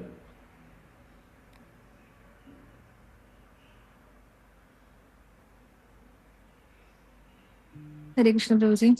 പ്രകൃതിർഗുണസമ്മൂഢാ സഞ്ജന്തി ഗുണകർമ്മസു താന കൃത്സന വിദോ മന്ദാൻ കൃത്സ്ന ഭിന്ന വിചാലയേത്. പ്രകൃതിയുടെ ത്രിഗുണങ്ങളാൽ മോഹിതരായി അജ്ഞാനികൾ ഭൗതിക കർമ്മങ്ങളിൽ വ്യാപൃതരാകുന്നു. തന്മൂലം അവയിൽ ആസക്തരാകുകയും ചെയ്യുന്നു. അറിവില്ലായ്മ കൊണ്ട് അധമമായ പ്രവൃത്തികളിൽ ഏർപ്പെട്ടിരിക്കുന്ന അവരെ അഭിജ്ഞന്മാർ വിക്ഷുബ്ധരാക്കരുത്. ഭാവാർത്ഥം. ശ്രീല പ്രഭുപാദ് കി ജയ്. ദേഹമാണ് ആത്മാവെന്ന മിഥ്യാവബോധം വെച്ച് പുലർത്തുന്നത് കാരണം മനുഷ്യൻ സ്ഥാനമാനങ്ങളാകുന്ന ഉപാധികളിൽ മുഴുകിയിരിക്കുന്നു. ഭൗതിക പ്രകൃതി തരുന്ന ഒരു ഉപഹാരമാണ് ഈ ശരീരം. ശാരീരിക ബോധത്തോട് അത്യന്തം ആകർഷനായ ഒരാൾ മന്ദൻ അഥവാ ആത്മാവിനെ കുറിച്ച് ബോധമില്ലാത്ത ഒരു അലസൻ എന്ന് പറയപ്പെടുന്നു. അജ്ഞന്മാരാണ് ഈ ശരീരം തന്നെയെന്ന് താനെന്ന് കരുതുന്നത്. മറ്റുള്ളവരുമായി ശാരീരികമായുള്ള ബന്ധത്തെ ബന്ധുത്വമായി അവർ അംഗീകരിക്കുന്നു. താൻ പിറന്ന നാടിനെ പൂജാർഹമായും മതാചാരങ്ങളെ ആത്യന്തിക ലക്ഷ്യങ്ങളായും കരുതുന്നു. സാമൂഹ്യ സേവനം, രാഷ്ട്രീയം, പരോപകാരം എന്നിവയിലാണ് ഭൗതികമായ ഉപാധികളോടുകൂടി അവർ പ്രവർത്തിക്കുക. അത്തരം ലക്ഷ്യങ്ങളാൽ ആകർഷരായവർ എപ്പോഴും ഭൗതിക മേഖലയിൽ ജോലി തിരക്കിലായിരിക്കും. ആത്മസാക്ഷാത്കാരം എന്നത് അവർക്കൊരു കെട്ടുകഥയാണ്. അതുകൊണ്ട് അവർക്ക് അതിൽ താല്പര്യമില്ല. അഹിംസ മുതലായ പ്രാഥമിക ധാർമ്മിക സിദ്ധാന്തങ്ങളിലും കാരുണ്യ പ്രവർത്തനങ്ങളിലും അവർ ശ്രദ്ധ പതിപ്പിക്കാറുണ്ട്. ആത്മീയ ജീവിതത്തെക്കുറിച്ച് അറിവ് നേടിയവർ ഇപ്രകാരം ഭൗതികതയിൽ മുഴുകിയവരെ വഴിമാറ്റാൻ ശ്രമിക്കരുത്. തങ്ങളുടെ ആധ്യാത്മിക പ്രവർത്തനങ്ങളെ നിശബ്ദം തുറന്നു കൊണ്ടുപോവുകയാണ് വേണ്ടത്. മൂഢന്മാർക്ക് കൃഷ്ണാവബോധത്തോടു കൂടി ചെയ്യുന്ന കർമ്മങ്ങളെ അഭിനന്ദിക്കാനാവില്ല. അതുകൊണ്ടാണ് അവരെ ഉപദേശിച്ച് അസ്വസ്ഥരാക്കുവാൻ വേണ്ടി വിലയേറിയ സമയം പാഴാക്കരുതെന്ന് ഭഗവാൻ കൽപ്പിക്കുന്നത്. ഭക്തന്മാരാകട്ടെ ഭഗവാന്റെ ഉദ്ദേശം എന്താണെന്ന് അറിയാവുന്നതുകൊണ്ട് അദ്ദേഹത്താൽ കനിവ് കാട്ടുന്നു. മൂഢന്മാരെ ചെന്നുകണ്ട് കൃഷ്ണാവബോധഭരിതങ്ങളായ കർമ്മങ്ങളിൽ ഏർപ്പെടുവാൻ അവരെ പ്രേരിപ്പിക്കുന്നതുൾപ്പെടെ സകല വിധത്തിലുള്ള ബുദ്ധിമുട്ടുകളും അവർ ഏറ്റെടുക്കുന്നു. മനുഷ്യവർഗത്തിന് അത്യാവശ്യമാണ് കൃഷ്ണാവബോധ പ്രവർത്തനം. ഹരേ കൃഷ്ണ. ഹരേ കൃഷ്ണ. ഇവിടെ അതിമനോഹരമായിട്ട് ശില പ്രഭുജി പറയുന്നു. ഭഗവാൻ അപ്പോൾ സ്ട്രെയിറ്റ് ആയിട്ട് പറയുവാണ് ഇവിടെ. അതുകൊണ്ട് ഈ ഗുണങ്ങളുടെ ഒരു അധീനതയിലാണ് എല്ലാവരും ഇരിക്കുന്നത്. അപ്പോൾ അറിവില്ലാത്തവർ, മൂഢരായിട്ടുള്ളവർ അവർ ഭൗതികമായിട്ടുള്ള കാര്യങ്ങൾ ചെയ്ത് മുന്നോട്ട് പോകുമായിരിക്കും. അവരതിൽ ഒരുപാട് ആസക്തി ഉണ്ടാവും അവർക്ക്. അപ്പോൾ ബുദ്ധിയുള്ള ആൾക്കാർ അവരെ പോയി ബുദ്ധിമുട്ടിക്കേണ്ട ആവശ്യമില്ല. അവരെ എന്താണെന്ന് വെച്ചാൽ ചെയ്യട്ടെ, അറ്റ്ലീസ്റ്റ് അവരെ ബുദ്ധിമുട്ടിക്കണ്ട എന്നാണ് പറയുന്നത്. ശീലപ്രഭാജി ഭാവാർത്ഥത്തിൽ പറയുന്നു, മന്ദര് അല്ലെങ്കിൽ മൂഢര് അല്ലെങ്കിൽ മടിയുള്ളവർ അല്ലെങ്കിൽ മന്ദതയുള്ളവർ, മന്ദത എന്ന് ഉദ്ദേശിക്കുന്നത് ഭൗതിക ബോധത്തിലിരിക്കുന്നവർ, ആധ്യാത്മിക തലത്തിലുള്ള ഒരു അറിവില്ലാത്തവർ, അങ്ങനെയുള്ളവർ ഈ ശരീരം ഇന്ദ്രിയ സുഖമോൾക്കാണെന്ന് വിചാരിച്ച് അവർ ഓരോ കാര്യങ്ങൾ ചെയ്തു പോകുന്നു. അപ്പോൾ അങ്ങനെയുള്ള ആൾക്കാരെ കൃഷ്ണാവബോധത്തിലുള്ളവർ അല്ലെങ്കിൽ സ്പിരിച്വാലിറ്റിയിലുള്ളവർ, ഭക്തർ പോയി ഡിസ്റ്റർബ് ചെയ്യേണ്ടെന്ന് ഭഗവാൻ പറയുകയാണ് ഇവിടെ. ആക്ച്വലി അവനവൻ്റെ കാര്യം നോക്കി പോവുക, സമയമാകുമ്പോൾ അവർക്ക് അത് കിട്ടിക്കോളും. പക്ഷേ അത് പറഞ്ഞു കഴിഞ്ഞിട്ട് ശിലപ്രഭുജി അവസാനത്തെ പാരഗ്രാഫിൽ എന്താണ് പറയുന്നത്? എന്നാൽ ഇത് ശരി, ഭഗവാൻ അങ്ങനെ പറഞ്ഞു, ശരിയാണ്, നമ്മുടെ സമയം പാഴാക്കേണ്ട ആവശ്യമില്ല, അവരെ ബുദ്ധിമുട്ടിക്കേണ്ട, പോയി നിങ്ങൾ നിങ്ങളുടെ കാര്യം ചെയ്ത് മുന്നോട്ട് പോയിക്കോളൂ എന്ന് പറഞ്ഞിട്ടുണ്ടെങ്കിലും ഭഗവാന്റെ ഭക്തർ ഒരുപാട് കാരുണ്യമുള്ളവരാണ്. അവർക്കറിയാം ഭഗവാൻ എന്തുകൊണ്ടാണ് പറയുന്നത്. ഭഗവാൻ ആഗ്രഹമുണ്ട് ശരിക്കും നമ്മളെല്ലാവരും ഭക്തരായി കാണണം എന്നുള്ളത്. അതാണ് അദ്ദേഹത്തിൻ്റെ മിഷൻ. അത് ഭക്തർക്ക് നല്ലോണം അറിയാം. ഭഗവാൻ അത് നേരിട്ട് പറയുന്നില്ലെങ്കിലും നമുക്ക് ബുദ്ധിമുട്ടാവുമെന്ന് വിചാരിച്ചിട്ട് പറയാതിരിക്കുകയാണ്. അതുകൊണ്ട് ഞാനായിട്ട് ചെയ്യുന്നു, ഞാൻ എന്ത് റിസ്ക് എടുക്കാൻ തയ്യാറാണ്. എത്രയും വിഡ്ഢികളാണെങ്കിലും എത്ര ബോധമില്ലാത്തവരാണെങ്കിലും നിരീശ്വരവാദികളാണെങ്കിലും അവരുടെ അടുത്ത് പോയിട്ട് ഞാൻ കൃഷ്ണാവബോധം കൊടുക്കാനുള്ള റിസ്ക് എടുക്കുകയാണ് ചെയ്യുന്നത്. ആര്? ഭക്തർ ആ റിസ്ക് എടുക്കുന്നു. കാര്യം അവരുടെ കാരുണ്യം അതാണ് പറയുന്നത്. ഭക്തരെക്കാൾ ചില സമയങ്ങളിൽ ഭഗവാനേക്കാൾ കൂടുതൽ കാരുണ്യം പല സമയത്തും ഭഗവാന്റെ ഭക്തർ കാണിക്കുന്നു. അങ്ങനെയുള്ളവർ എന്ത് റിസ്ക്കും എടുക്കാൻ തയ്യാറാവുന്നു. അങ്ങനെ വിഡ്ഢികളായിട്ടുള്ളവരും വളരെ മോശമായിട്ടുള്ള ആളുകളുടെ ഇടയിൽ പോയി അവിടെ എങ്ങനെയെങ്കിലും കൃഷ്ണാവബോധം പ്രചരിപ്പിക്കാൻ നോക്കുന്നു.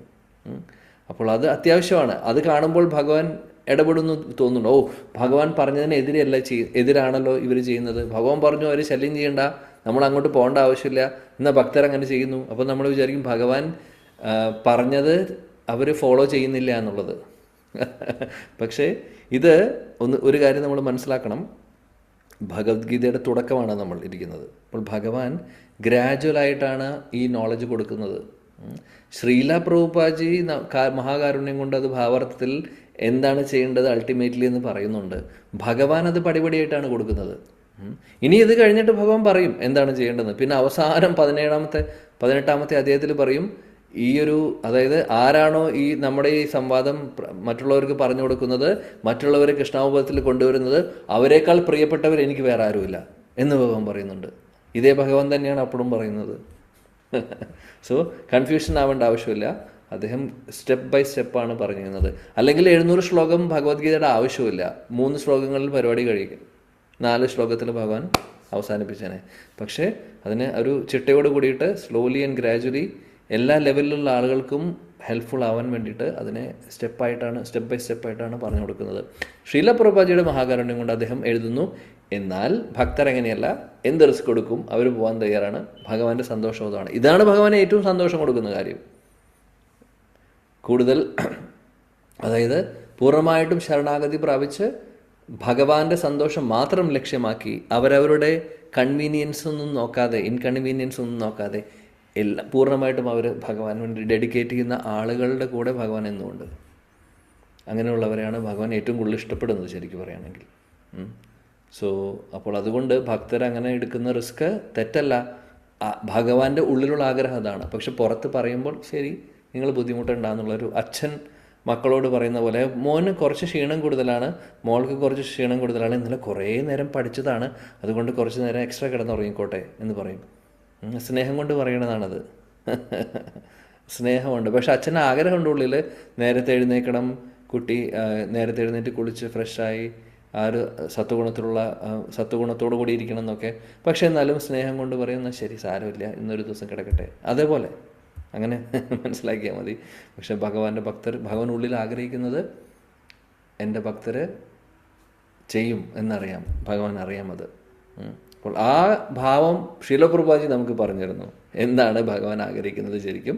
അപ്പോൾ അതുകൊണ്ട് ഭക്തർ അതൊക്കെ എന്ത് റിസ്ക് എടുക്കാനും തയ്യാറാണ് എന്ന് പറയുന്നു.